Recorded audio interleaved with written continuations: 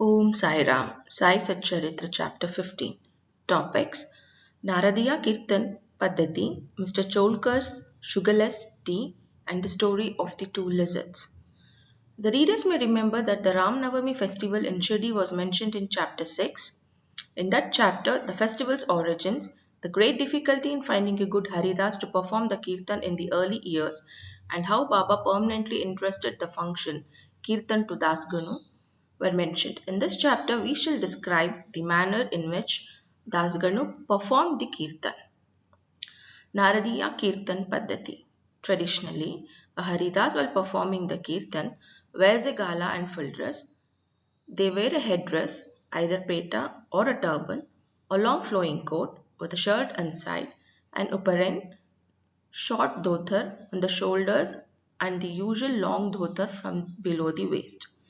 Dressed in this fashion for some kirtan in the Shirdi village, Dasganu once went and bowed before Baba. Baba asked him, "Well, bridegroom, where are you going dressed so handsomely?" "To perform a kirtan," came the reply. Then Baba said, "Why do you want all this coat, uparani, and petha? Do away with all that before me. Why wear them on the body?" Dasganu immediately took them off and placed them at Baba's feet. From that time on, Dasganu never wore these things while performing the kirtan. He was always bare from the waist upwards. A pair of chiplis were in his hands and a garland hung around the neck. This is not in coincidence with the practice generally followed by the Haridas, but this is the best and the purest method.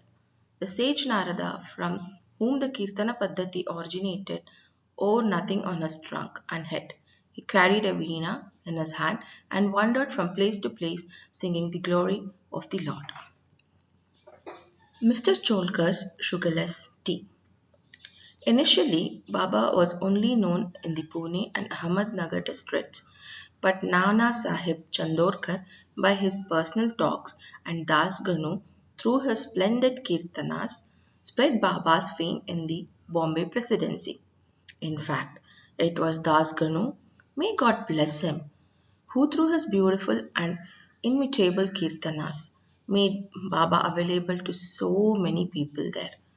The audience who came to hear the kirtans had different tastes. Some liked the erudition of the person performing the kirtan, his gesture, his singing, wit, and humor, while some liked his preliminary dissertation on the Vedanta and others his main stories. But among them, there were very few who, upon hearing the kirtan, get faith, devotion, love for God, or for saints. The effects of Das Ganu's kirtan on the minds of the audience was electric. We give an instance here. Das Ganu was once performing his kirtan and singing the glory of Saibaba in Kopineshwar temple in Thana. Mr. Cholkar, a poor man serving a candidate in the civil courts in Thana, was in the audience. He heard Das Ganu's kirtan very attentively and was quite moved. He immediately mentally bowed to Baba and took a vow saying, "Baba, I am a poor man, unable to support my family.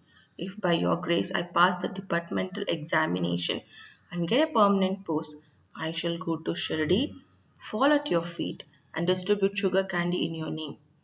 Through divine intervention, Mr. Cholkar did pass the examination and did get the permanent post, and now it remained for him to fulfill his oath. The sooner, the better. Mr. Cholkar was a poor man with a large family to support, and he could not easily afford to pay for the expenses of a Shirdi trip. As is well said, one can easily cross over Nahe Ghat in the Thane district or even the Sahyadri range, but it is very difficult for a poor man to cross the threshold of his own house. As Mr. Cholkar was anxious to fulfill his oath as early as possible, he resolved to cut down on his expenses and save money. He was determined not to use the sugar in his diet and began to have his tea without it. After he was able to save some money in this way, he came to Shirdi and received Baba's darshan. Cholka fell at Baba's feet, offered a coconut, and distributed it with a clean conscience along with sugar candy, as per his oath.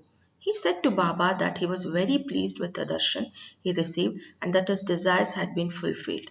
Mr. Cholkar was in masjid with his host. Bapu Sahib joked when the host and the guest both got up and were about to leave the masjid. Baba spoke to Jog as follows: give him cups of tea, fully saturated with sugar. Hearing the significant words, Mr. Cholkar was deeply moved. He was wonder-struck. His eyes welled up with tears and fell at Baba's feet again. Mr. Jog was also curious about the instructions regarding the cups of tea to be given to his guest. Baba wanted so his words to create faith and devotion in Cholkar's mind. He hinted that he got the sugar candy as per Cholkar's vow and that he knew about a secret determination not to use sugar in his diet. Baba went to say, if you spread your palms with devotion before me, I am immediately with you, day and night. Though my body is in Shirdi, I know what you do beyond the seven seas. Go wherever you want. I am with you. My abode is in your heart, and I am within you. Always worship me, who is seated in your heart as well as in the hearts of all beings. Blessed and fortunate indeed is he who knows me thus. What a beautiful and important lesson was thus imparted by Baba to Mr. Cholkar. The story of two lizards. Now we close this chapter with the story of two lizards, that is, two little lizards. Once Baba was sitting in the masjid. A devotee sat in front of him and a lizard made a ticking sound.